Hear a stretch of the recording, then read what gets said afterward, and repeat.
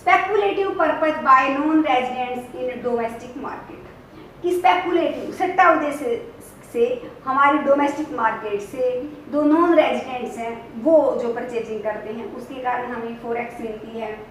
फिर हमारा जो है remittance bye non residents living in rest of the world, कि गैर निवासी जो हैं वो रेस्ट ऑफ द वर्ल्ड में रह रहे हैं वो हमारे पास वो धन भेजते हैं या फॉरेनर हमारे पास वो भेजते हैं, वो भी हमारा क्या है सप्लाई फॉर फॉरेक्स है। उसके फलस्वरूप हमें क्या मिलती है फॉरेन करेंसी मिलती है। तो ये फॉरेन करेंसी का और रेट ऑफ एक्सचेंज का क्या है डायरेक्ट रिलेशन है। तो यहाँ पर हमारा क्या पॉजिटिव रिलेशन, इसका नेगेटिव रिलेशन था कि यहाँ पर हमारा क्या है ये सप्लाई है, इस साइड हमारी सप्लाई फॉर फॉरेक्स की फॉरेन करेंसी की सप्लाई है, यहाँ रेट ऑफ एक्सचेंज है। रेट ऑफ एक्सचेंज ज़्यादा होता जाएगा तो फॉरेन करेंसी की सप्लाई हमारे लिए क्या होती जाएगी बढ़ती जाएगी। तो इस प्रकार से अब हमें ये देखना है कि हमने देख लिया कि हम डिमांड क्यों करते हैं, कि डॉलर की डिमांड हमने क्यों की और डॉलर की सप्लाई हमारे पास कहाँ कहाँ से आई, कैसे कैसे हमारे देश में वो डॉलर आया, ये करते हैं। अब हम देखेंगे कि हमारे जो एक्सचेंज रेट है वो डिटरमाइन कहाँ पर होती है। इस साइड एक्सचेंज रेट है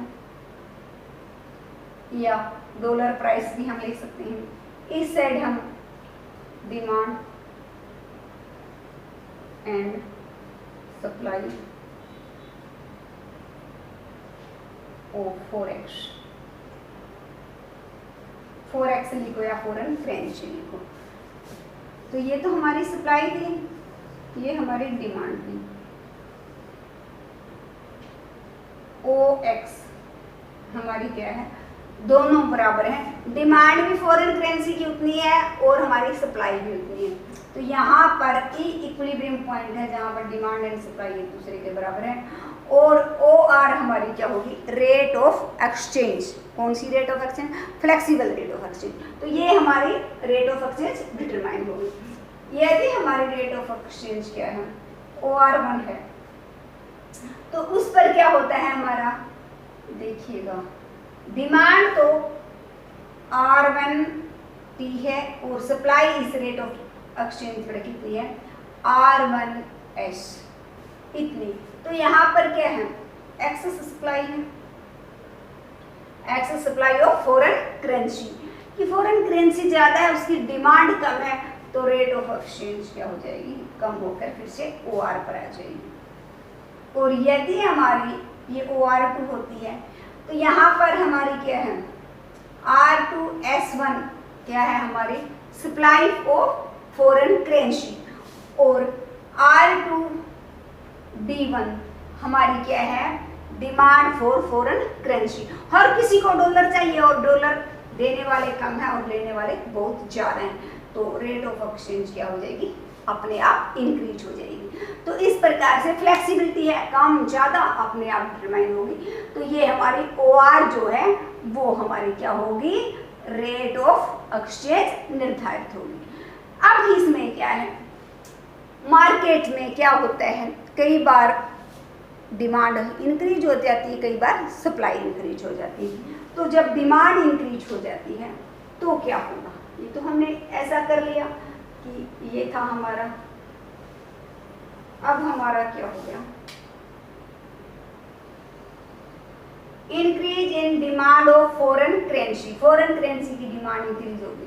ये सप्लाई थी ये डिमांड थी, दोनों ने डिमांड और सप्लाई OX थी और ये हमारी rate of exchange OR determine हुई थी। अब क्या है हमारी ये डिमांड इंक्रीज हो जाती है किसी पर्पज के लिए, हर कोई क्या मांग रहा है डॉलर की डिमांड कर रहा है। तो डॉलर की डिमांड कर रहा है तो इसके फलस्वरूप क्या हो गया OR1 एक्सचेंज रेट क्या हो गई बढ़ गई। पहले क्या था हमारा $1 बराबर मान लो 60 रुपीज थे, अब क्या हो गया $1 बराबर हमारे 65 रुपीज हो गई। तो इसके कारण हमारी देखो डिमांड क्या होगी इंक्रीज हो गई OX1। इस साइड हमारी demand and supply for forex या फॉरेन करेंसी। तो यहाँ पर हम हमारा इक्विलिब्रियम E से E1 पर चला गया और हमारी rate of foreign exchange rate क्या है, OR से OR1 पर हो गई। तो पहले $1 के लिए 60 रुपीज़ देने पड़ते थे, अब $1 के लिए हमें क्या देने पड़ेंगे, 65 रुपीज़। तो ये क्या दिखाता है, डेप्रिशिएशन ऑफ आवर रूपी। ये हमारे दिखाता है कि हमारा रूपी क्या हो गया, कमजोर हो गया, किसके मुकाबले, अमेरिकी डॉलर के मुकाबले। तो रूपी बिकॉम क्या बन गया यहाँ पर, लेस वैल्यूएबल, कि हमारा रुपया कम वैल्यूएबल हो गया। अब हमें $1 के लिए जहाँ पर 60 रुपीज़ देने पड़ते थे, अब क्या देने पड़ेंगे, 65 रुपीज़ देने पड़ेंगे। तो ये हमें बताता है कि रुपए की जो परचेजिंग पावर थी वो कम हो गई।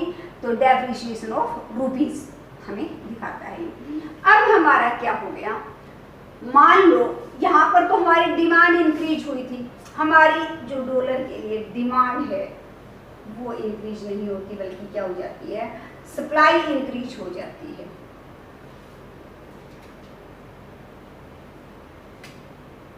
तो ये तो यही रहता है इक्विलिब्रियम। अब हमारी क्या होगी, सप्लाई इंक्रीज हो गई। ये पहला सप्लाई वक्र था, ये दूसरा सप्लाई वक्र है इंक्रीज होने के बाद। तो सप्लाई इंक्रीज होगी तो इसके कारण क्या हुआ, हमारा रेट ऑफ एक्सचेंज कम होकर OR1 हो गई, इस साइड रेट ऑफ एक्सचेंज। तो रेट ऑफ एक्सचेंज पहले की तुलना में क्या होगी, पहले OR थी, अब हो गई OR1।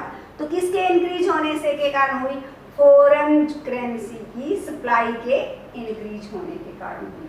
तो सप्लाई इंक्रीज हो गई, OX थी OX1, तो इसके कारण हमारी रेट ऑफ एक्सचेंज क्या हो गई, कम हो गई।